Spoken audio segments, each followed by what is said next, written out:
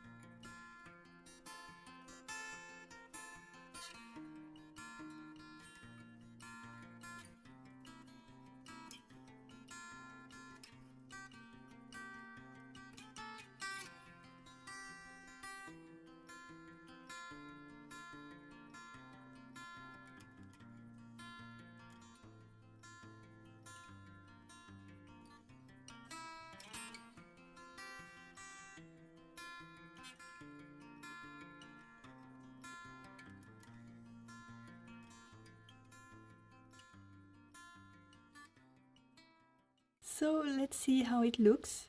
It really is gorgeous with all those beautiful colors, and the white borders bring dimension to each flag, and it looks great. Now we need to add strings between each flag, so I am taping the second bunting background stencil on my panel, and I am going to use Hickory Smoke Oxide ink to create the strings. For the 3 flowers or rosettes, I am keeping the stencil in place and I am applying Yeti ink again to have that white border on each flower, just like the flags. Now, same as before, I am going to shift my stencil a tiny bit to the right and I am going to use my kitsch flamingo and picked raspberry oxide inks to color each flower. So we are done with the inking. Let's remove the stencil because now we are going to add some texture to this panel. It is something I never miss. I like the details and effect it brings to a card. So I am starting with white splatters. And whenever I am making a rainbow background, I always like to add dark splatters because I think it makes the colors pop even more. So here I just mixed some black soot oxide ink with water and I am using my trusty small brush to add more splatters to my panel. So we are done with our first background. Let's put it aside, and while it is drying, we are going to work on the second background. I am using the draped ribbons stencil, and this stencil is a little bit more flimsy than the other, so even though it is attached to my sticky mat, I added pieces of washi tape to make sure that each piece of the stencil will stay in place. And just like the first background, I am starting with Yeti ink all over the panel. I removed the stencil and shifted it a little bit to the left. I put all the washi tape pieces back in place, and I am going to use the same oxide inks as the ones I used on the first panel to create beautiful draped ribbons in a rainbow order, of course.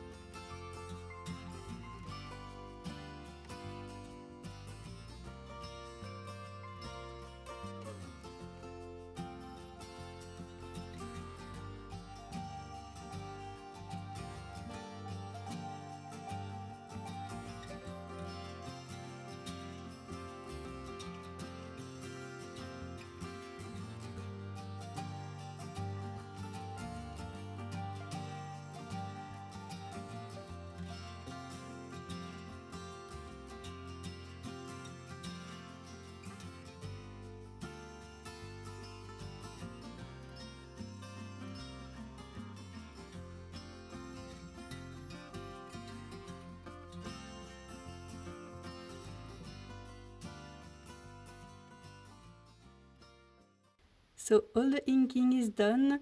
Now I am going to add the same details as before. I am starting with white ink splatters. I really love how it makes the colors pop. And then black soot ink splatters. So here's a close-up look at both panels. These are gorgeous just as they are now. We could use one of the giant greeting dies like happy birthday to you, hooray, or make a wish. Maybe in gold glitter, and the cards would be done.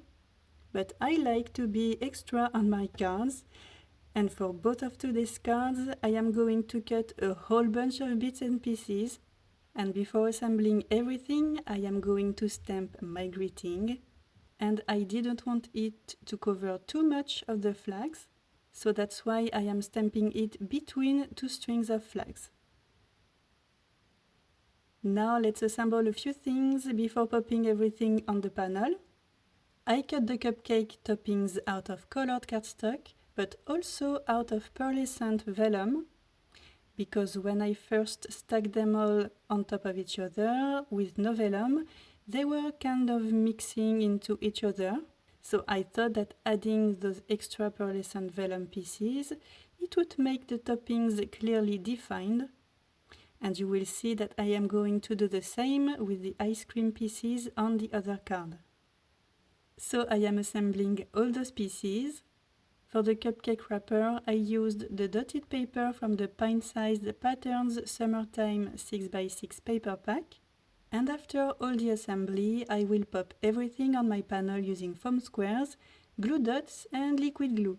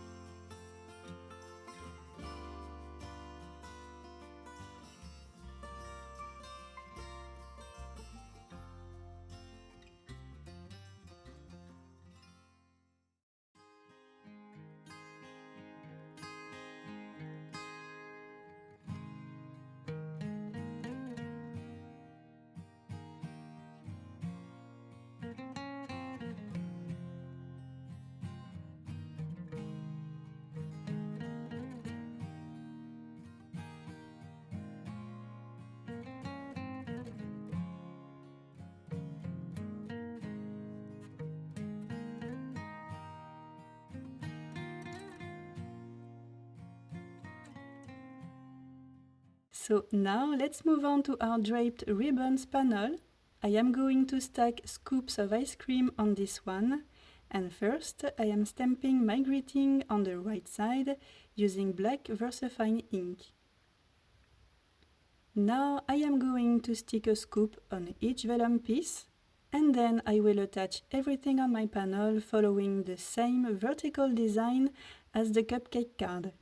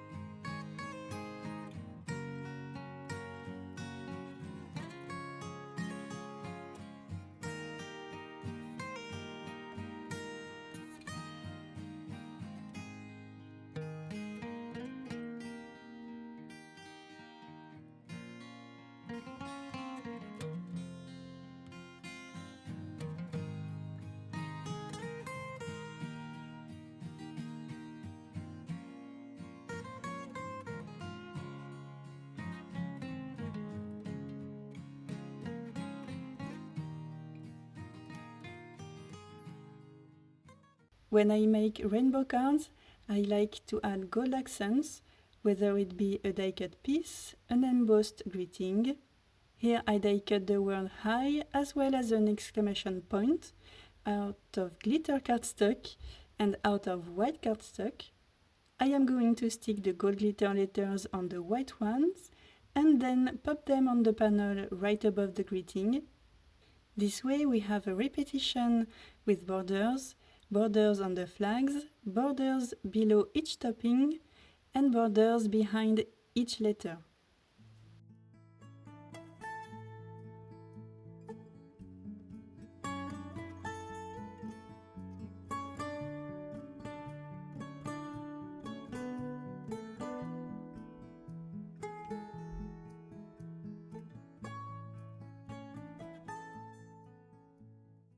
So I stuck the same gold glitter letters on the second panel. I also cut and glued 3 hearts on each panel. I think it finishes both cards pretty nicely. You can see that I added highlights and details to my die-cut pieces using a white gel pen. And now I am just adding White Blizzard Nuvo drops to each heart for that last extra sparkling touch. And that's it, our sweet rainbow stenciled cards are done, and I am so happy of how they turned out. I love how bright and cheerful and happy they are. I love all the smiling faces. I hope that you enjoyed this video. Thanks again for stopping by. Have an amazing day and see you on the next one. Bye!